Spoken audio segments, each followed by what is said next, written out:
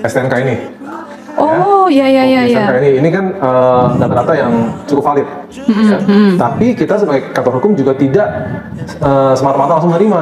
Kita ada recheck ulang. Kita evaluasi kembali ke Polda dan ternyata benar datanya ini. Ya. Jadi kalau saya lihat kasusnya Arif ini, sepanjang dia bekerja dilindungi oleh surat kuasa, maka berdasarkan pasal 1796 maupun 1797 dia nggak bisa kena pidana tuh, karena dia berlindung di balik kuasa imunitas itu. Ya. Itu adalah benar. Benar, mobilnya bukan atas nama dia kan? Bukan namanya Pak John LWF. Bahkan gelarnya pun belum terdaftar si Sabar Tobing. Nah, pakai 310 yang undang-undang KUHP pencemaran nama baik itu pun tidak ada dalam persidangan. Bahkan nggak ada kata-kata penghinaan di situ. Nah, kalau ini dalam itu ancamannya 4 tahun, kalau jaksa nuntut 3 tahun, rasanya apa Arif ini udah jadi penjahat hebat sampai dituntut begitu tinggi kan? Selamat siang, kembali teman-teman, kita ada di Quotient TV. Kali ini kita ada 2 narasumber yang datang ke Quotient TV. Saya perkenalkan, yang pertama adalah Ali Amsar di sini. Ali Amsar adalah kuasa hukum yang bekerja di LQ Indonesia Law Firm, mewakili mendampingi Arif Edison, ya, seorang lawyer yang sedang dijerat, yang kami duga dikriminalisasi. Dan narasumber kedua yang ikut hadir di studio saat ini juga adalah seorang profesor, ya, yang sangat terkenal dan juga sangat berpendidikan di bidang hukum, teman-teman, ya. Jadi beliau ini sudah banyak diminta jadi ahli, bukan hanya di pengadilan tapi juga di kepolisian, di Mabes di situ. Mari kita perkenalkan, ini Prof. Suhandi di situ. Mungkin satu-satu dulu. Untuk Pak Ali, coba tolong Pak Ali ceritakan dikit background tentang Arif Edison. Kenapa sih seorang lawyer yang saya dengar sedang menjalankan tugas kok bisa dijerat pidana gitu loh? Apa yang terjadi kronologisnya? Ya, terima kasih Pak Ketum atas perhatiannya atas kasus ini. Yang pertama memang Bang Arif ini adalah seorang lawyers, dia advokat yang memiliki lisensi dari salah satu organisasi advokat di Indonesia, Pradi, dan dia telah disumpah juga di Pengadilan Tinggi DKI Jakarta.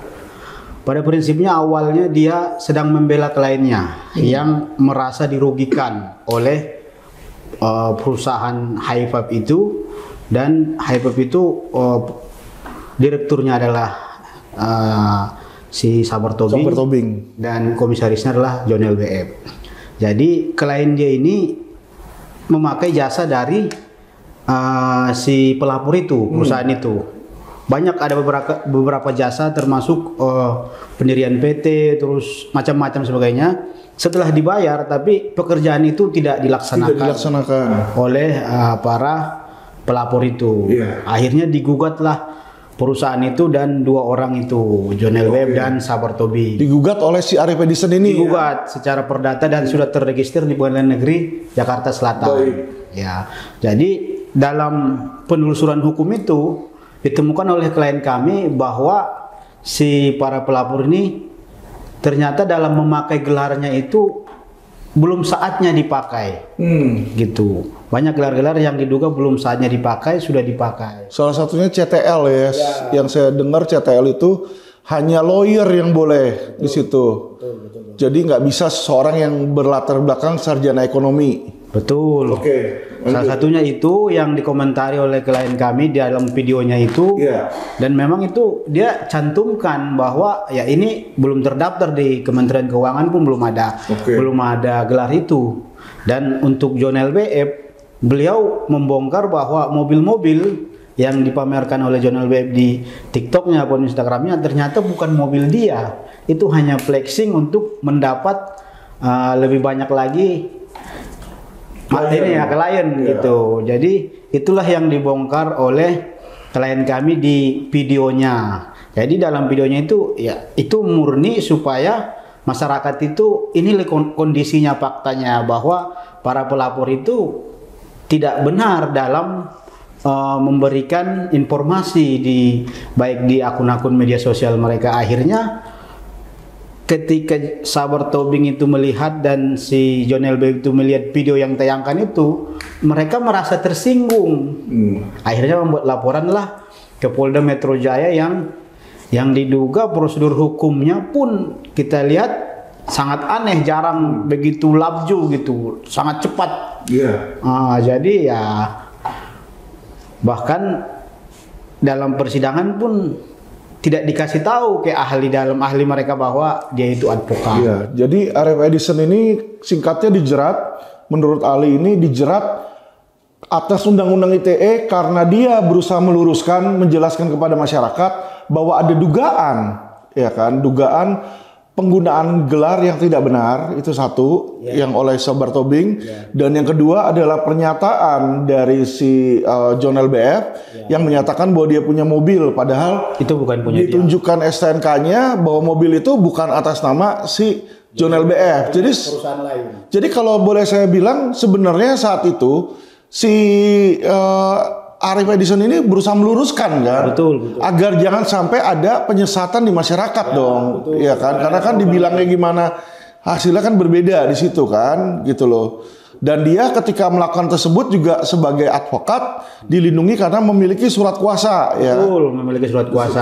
Dan ya kita tahu, kita semua profesi advokat, bahwa jasa advokat itu di dalam pasal penjelasan ayat 1 itu adalah jasa baik di luar dan di dalam pengadilan. Di luar dan di dalam pengadilan, ya. Pasal 16 Undang-Undang Advokat. Baik, tadi secara singkat itulah kronologisnya kenapa bisa dijerat. Saya beralih ke Prof, berdasarkan keahlian Prof ini kan banyak digunakan, banyak diminta pertolongannya, bukan hanya di persidangan ya Prof ya, tapi di Mabes Polri juga ya. Mabes, di Polda, di KPK juga. Boleh sedikit tentang kredibilitas Prof? Saya S1-nya dulu di Muhammadiyah, S2 di Jayabaya, sudah itu S2 lagi di IPWI. S2 dua kali? Dua kali. S3-nya di UI, dan S3 lagi di Jayabaya. Dan S4 saya di Filipina. Dan profesor dapat dari Jayabaya sama dari Filipina. Dan dapat juga 2 kali dari Sekolah Tinggi Ilmu Teologi. Jadi saya wisuda profesornya 4 kali, Pak. 4, Prof. Wah. Jadi udah sangat inilah ya, ahli ya Prof ya. Dan saya nulis buku sudah 76 buku hukum dalam bahasa Inggris dan juga dalam bahasa Indonesia. Karena saya pernah ngajar di Filipina, jadi yang dalam bahasa Inggris saya untuk konsumsi di Filipina. Ya. Dan saya ngajar di Filipina 5 tahun, Pak. Mantap. Cukup lama.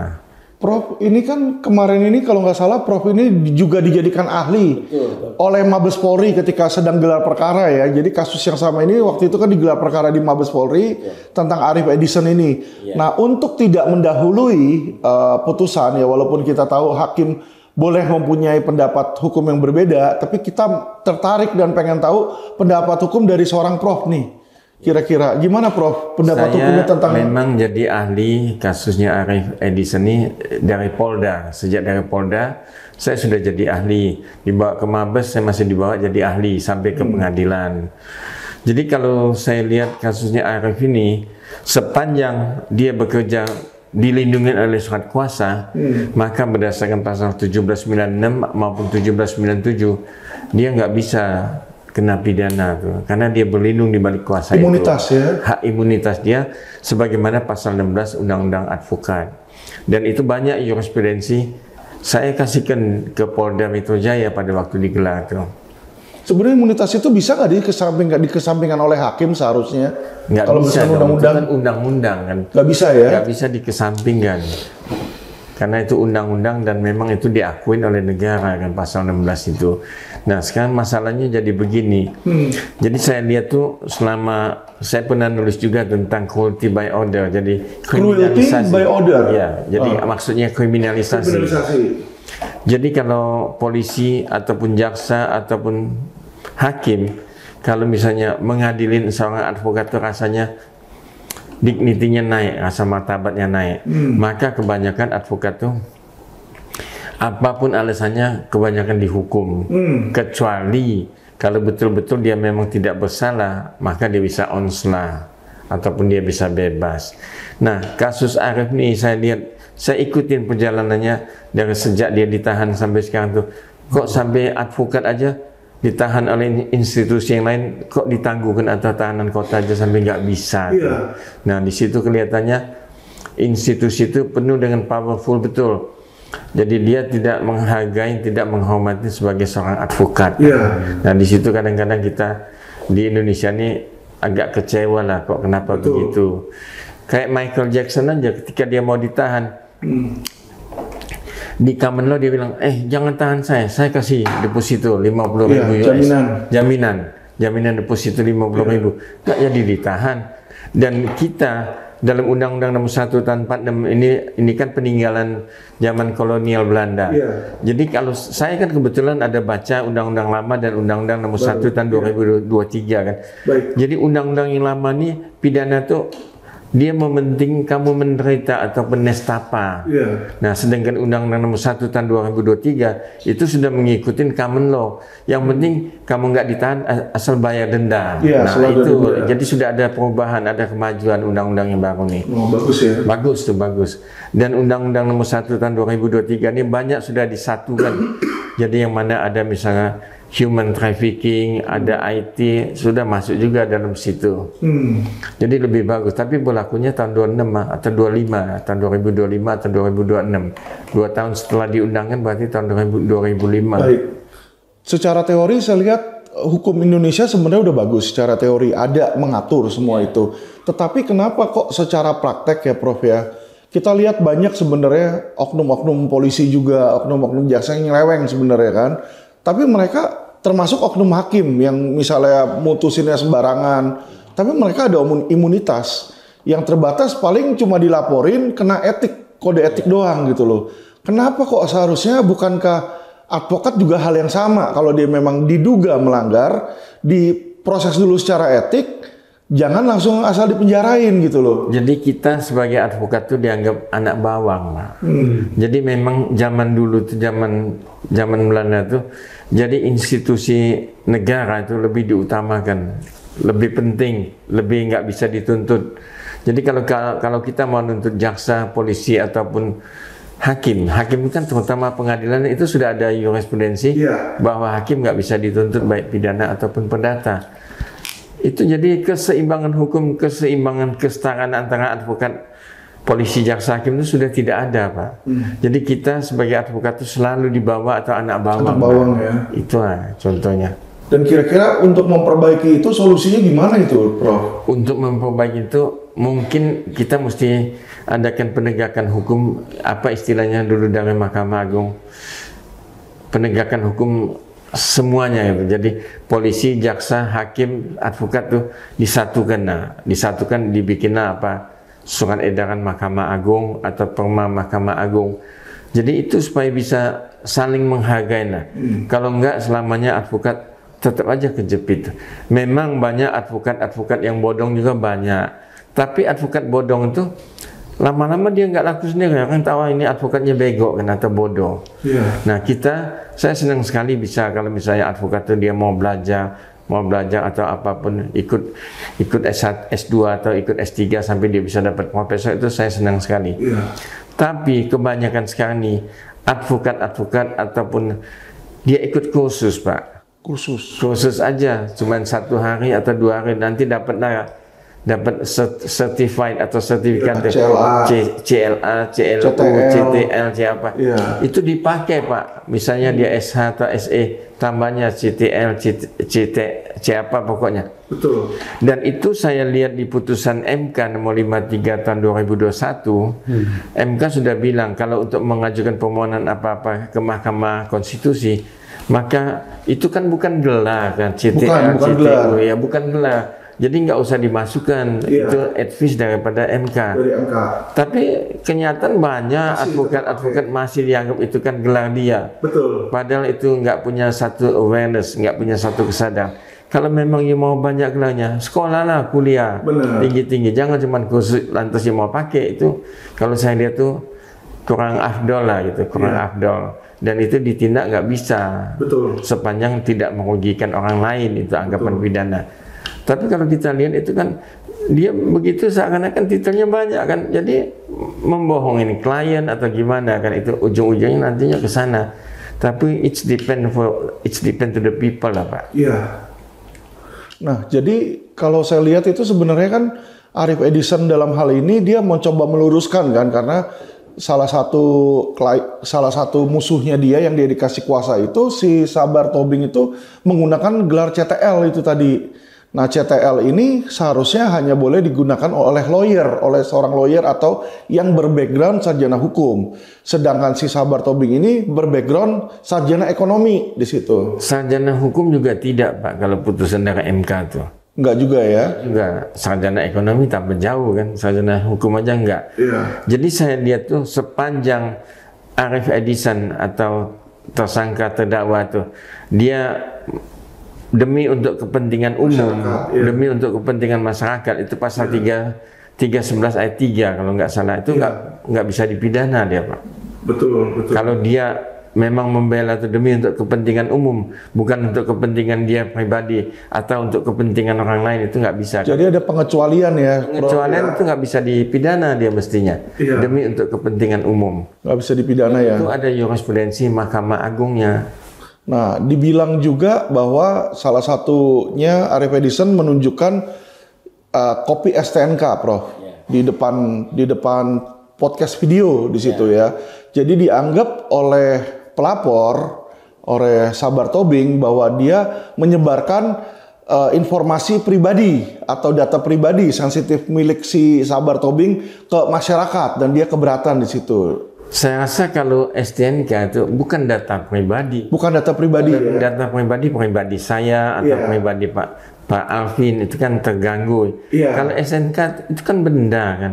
Benda atau sepotong surat lah kayak gitu kan. Itu bukan data pribadi. Kalau pendapat saya ya nggak bisa dimasukkan data pribadi. Singkatannya kan surat tanda nomor kendaraan. Di situ, dan STNK masih terhadap kendaraan dia kan. STNK setahu saya nggak semuanya ada nama orang. Jadi kalau misalnya kayak saya contoh punya mobil Lexus, itu atas nama PT. Jadi kalau saya kasih lihat orang pun, orang nggak tahu itu punya siapa. Orangnya dia nggak tahu siapa. Jadi dia nggak bisa mengenali orang. Kalau menurut saya ya, karena kan ada yang atas nama orang, ada yang atas nama PT, Prof. Iya, betul. Walaupun atas nama PT atau atas nama pribadi, itu di dalam kejahatan korporasi bisa kena juga PT. Tapi bukan masalah PT itu kena pasal 311 ayat 3 itu. Nggak bisa itu Pak, nggak bisa sama sekali. Jadi menurut Prof ini, apa yang didakwakan atau apa yang disangkakan kepada si Arif Edison ini agak ngawur atau melawan asas-asas hukum pidana atau gimana ini, Prof? Jadi kalau misalnya seorang jaksa mendakwakan, itu kan pendapat dia. Dia punya kronologi, dia punya apa, itu pendapat dia. Belum tentu yang dia dakwakan itu belum tentu semuanya betul, Pak. Jadi sebagai pihak atau penasihat hukum mesti membantah itu ada kena eksepsi terhadap surat dakwaan dia. Nanti dibahas lagi dalam pembelaan atau dalam pledoi. Dan untuk membela itu setajam mungkin supaya dakwaan atau tuntutan jaksa itu bisa dilemahkan atau dihabiskan. Jadi kalau dia bisa dilemahkan, maka otomatis pengadilan bisa melepaskan dia. Kalau tidak membebaskan, dia melepaskan. Maka seseorang itu untuk melakukan tindak pidana, dia mesti memenuhi dua kelompok. Kelompok yang pertama itu ajas legalitas. Ajas legalitas itu maksudnya unsur daripada yang aktus reusnya mesti terpenuhi. Aktus rea. Aktus reus, bukan mens rea, Pak. Jadi aktus reus itu misal pasal 378 ada barang siapa misal melakukan rangkaian kata-kata bohong, nah itu kan mesti terpenuhi. Itu ajas legalitasnya. Yang kedua, itu doktrin tentang pertanggungjawaban pidana. Itu ada offset, actus reus dan mens rea. Kalau ajas kedua nih salah satu ajas saja tidak terpenuhi, maka terdakwanya mesti lepas. Kalau ajas kausalitasnya salah satu aja tidak terpenuhi, maka terdakwanya harus bebas. Dan ini saya rasa semua hakim sudah tahu. Siap. Di situ ya, Prof ya. Jadi sekarang ini persidangan udah sampai di mana? Ya, Persidangan saat ini sudah pada tahap tuntutan. Tahap tuntutan ya di situ ya. Dituntut berapa tahun klien Anda? Klien kami, Bang Arif Edison, dituntut 3 tahun menggunakan dakwaan kedua, yakni pasal 27. 3 tahun itu ancamannya pasal 27 ayat 2 itu berapa? 4 tahun ya. Jadi dari 4 tahun dia dituntut 3 tahun di situ. Sangat tinggi dari kebiasaan. Tinggi ya. Sangat tinggi. Jadi saya lihat beberapa kasus-kasus korupsi aja ada yang cuma setahun, 2 tahun. Menurut Anda gimana ini? Ya. Tuntutan 3 tahun ini mencerminkan keadilan nggak sebagai kuasa hukum? Ya. Kalau tuntutan itu, penilaian kami itu sangat subjektif, ya, tidak objektif. Karena klien kami ini adalah posisinya pembela. Masa dituntut setinggi itu? Sementara yang pokoknya aja dalam 310 KUHP itu maksimumnya hanya 9 bulan. Sementara kan 27 ayat 3 itu dalam penjelasannya Undang-Undang ITE itu harus merujuk ke pokok yang di KUHP. 310. Iya, 310 aja maksimumnya 9 bulan. Jadi tidak pantas kalau seorang advokat yang membela kebenaran kliennya dilakukan dituduh seperti itu. Gimana Prof? Kalau menurut Prof ini dengan ancaman 4 tahun pasal 27 ayat 3 Arif Edison dituntut 3 tahun di situ. Apakah ini memang digunakan sama jaksa biar supaya sebagai efek jeraka, ataukah ini ada unsur balas dendam kah menurut Prof, atau ada sentimen atau bagaimana ini bisa seperti ini? Terima kasih, Pak Alvin. Saya pernah nulis artikel tentang pencemaran nama baik, dan saya pernah ke Pengadilan Jakarta Selatan pertama-tama waktu mau di launching Undang-Undang IT, dan saya banyak ketemu tuh dalam tulisan saya itu, ketemu dari Pengadilan Jakarta Selatan bahwa penjatuhan putusan-putusan itu tuntutan 1 tahun, nanti putusannya percobaan, percobaan 9 bulan setahun, percobaan 6 bulan setahun. Itu rata-rata pada waktu itu masih percobaan. Cobaan ya. Putusan, dan tuntutannya paling tinggi setahun. Tuntutan paling tinggi setahun biasanya ya. Iya, biasanya. Nah, kalau ini dalam itu ancamannya 4 tahun, kalau jaksa nuntut 3 tahun, rasanya apa Arif ini udah jadi penjahat hebat sampai dituntut begitu tinggi kan? Udah jadi penjahat hebat. Padahal dia advokat ya, maksudnya. Advokat itu kan masih ada manner lah, masih punya cara. Dan dia masih dipakai sebagai advokat, masih laku saya lihat tuh.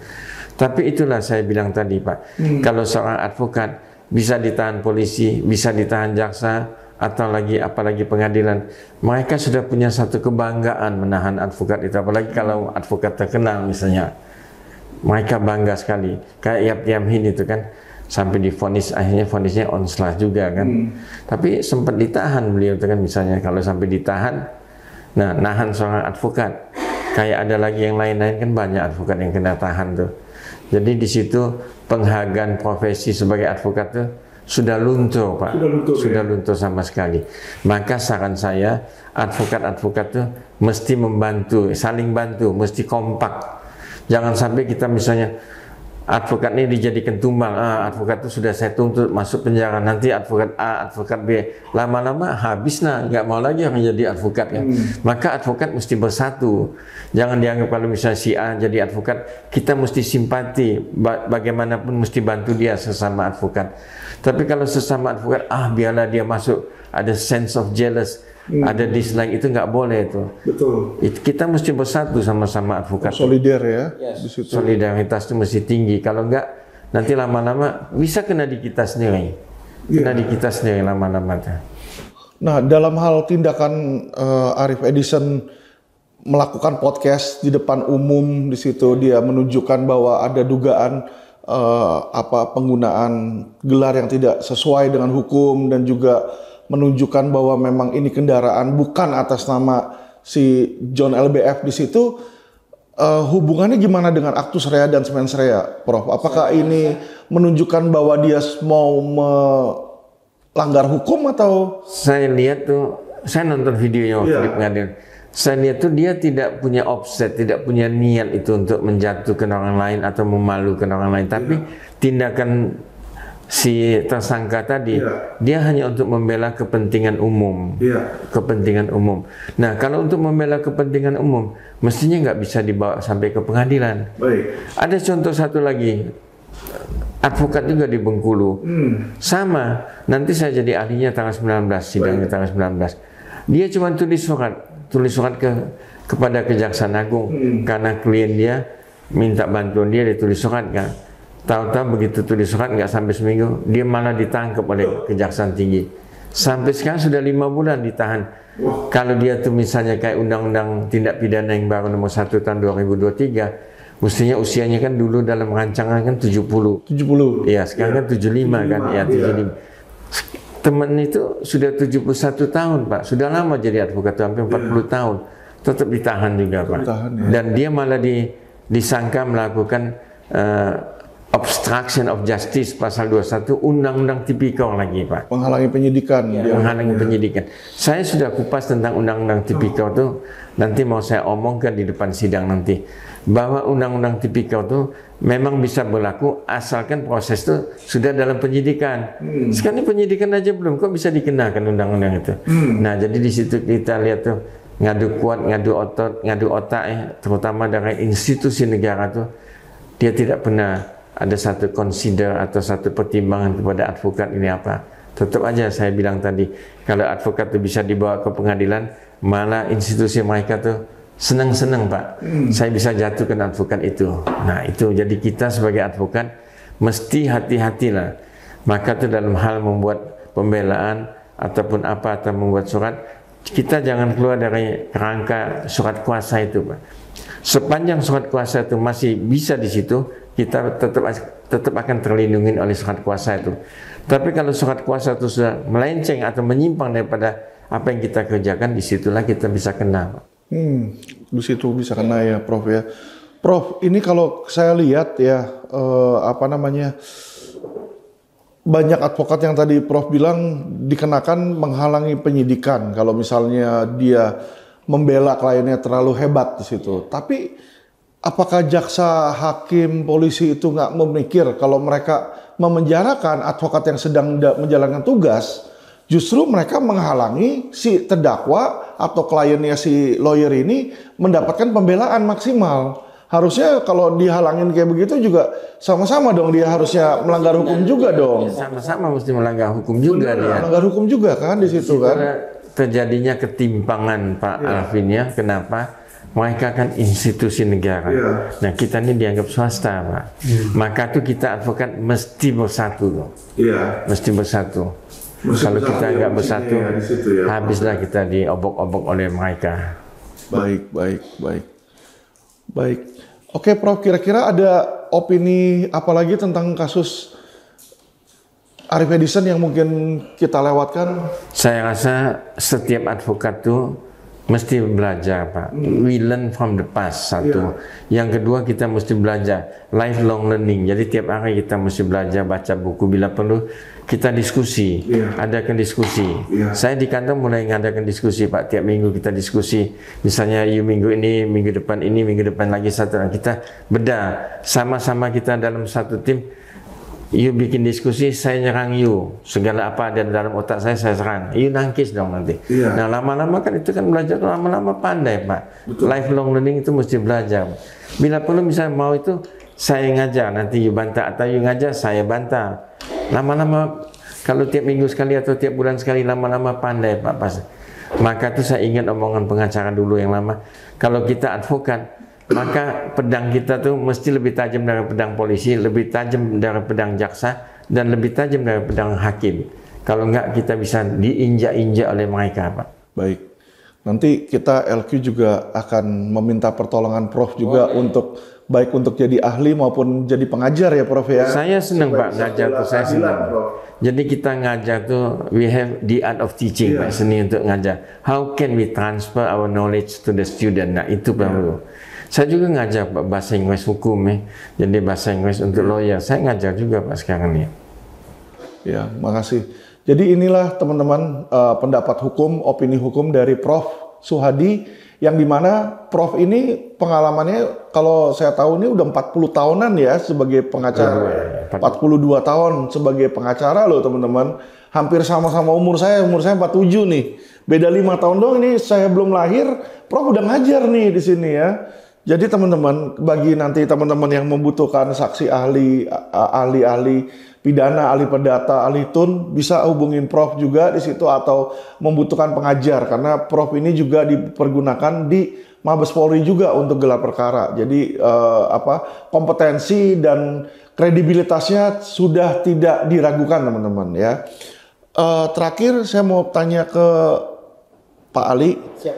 Pak, gimana harapan Bapak? Ini kan sekarang udah tuntutan nih. Ya. Bentar lagi pledoi itu, otomatis habis pledoi nggak lama putusan. Harapannya gimana Pak? Ya, untuk harapan kami ya Pak Ketum, yang kami inginkan ya klien kami bebas. Karena secara hukum apa yang beliau perbuat itu tidak ada satupun melanggar hukum. Jadi klien kami ini didakwa menggunakan 5 pasal, banyak contohnya, dan 5 dakwaan. Sadis ya? Sadis. Jadi analisa kami secara hukum di 5 dakwaan itu tidak ada satupun yang harus bisa dikenakan kepada klien kami. Yang pertama dakwaannya 32 Undang-Undang ITE. Jadi 32 ini adalah mengambil data pribadi milik orang lain. Sementara fakta persidangan, klien kami itu tidak pernah mengambil data dokumen elektronik. STNK itu dikasih orang lain secara konvensional, tidak ada mengupload.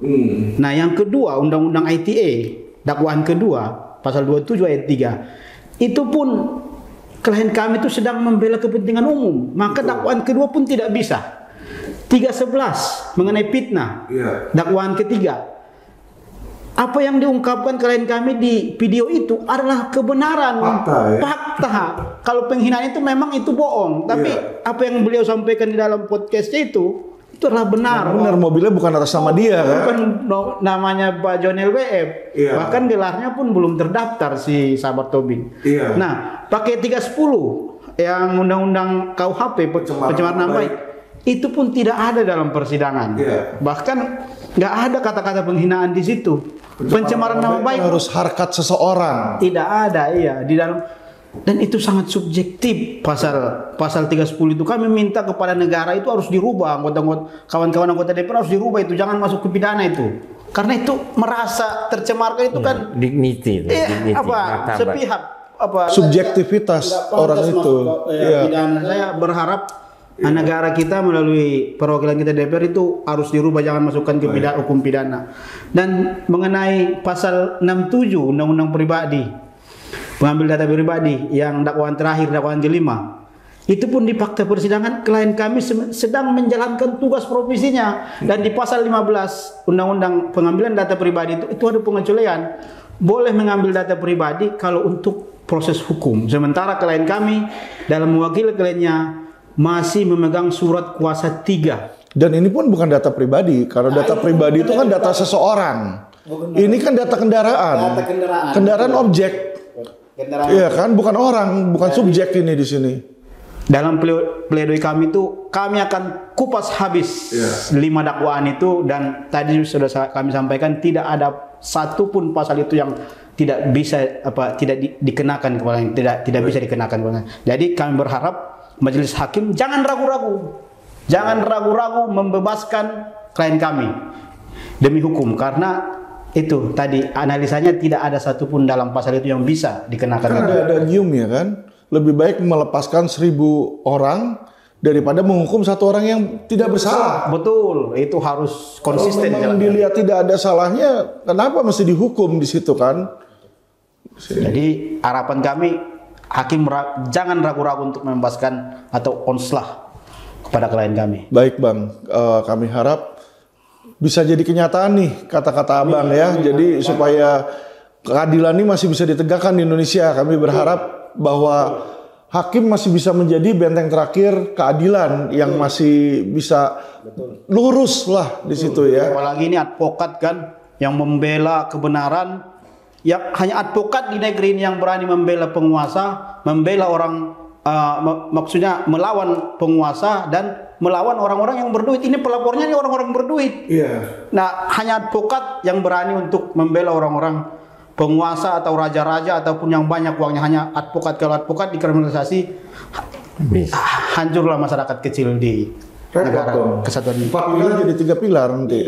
Nggak kuat, nanti roboh itu sistemnya. Baik, terima kasih Bang Ali, terima kasih juga kepada Prof. Suhadi atas waktunya yang kalian berikan di Quotient TV. Kami berharap supaya karir juga kehidupan para narasumber ini bisa selalu diberkati Tuhan ya. Boleh saya ngomong sedikit? Boleh, silakan, Prof. Kalau saya kata-kata terakhir Pak Alvin ya. Kalau saya analisis kasusnya Arif Edison ini, mungkin bisa lepas dia. Kenapa? Karena tentang ajas kausalitas maupun tentang doktrin pertanggungjawaban pidana itu mungkin ada yang bisa nggak terpenuhi. Nah kalau nggak terpenuhi dia kan pasti onslah, bukan bebas. Dan kita masih banyak ketemu hakim-hakim yang bijak itu, masih lurus masih banyak. Jadi saya pernah menulis satu artikel tentang a wise judge come from heaven. Jadi saya pernah ketemu seorang hakim, saya lupa namanya, pernah jadi ketua pengadilan tinggi DKI. Tapi tidak pernah sidang dia, dan itu hakimnya sangat bijak. Nah, kalau kita ketemu, dan saya banyak juga di Palembang ada 2 ketemu hakim yang bijak. Mudah-mudahan di selatan ini bisa kita temukan juga, dan kita harapkan mereka kan ya seakan-akan mewakili Tuhan, ya, bisa ketemu kebijakan dia datangnya dari Tuhan kan. Nah kalau ini bisa temukan, mungkin tersangka tuh bisa jadi onslah tuh. Onslah ya. Bisa onslah, bukan bebas kalau pendapat saya. Demikian pendapat saya Pak Alvin. Baik, terima kasih Prof. Ya kita berdoa semoga jadi kenyataan untuk Pak Arif Edison. Terima kasih teman-teman, salam cerdas hukum.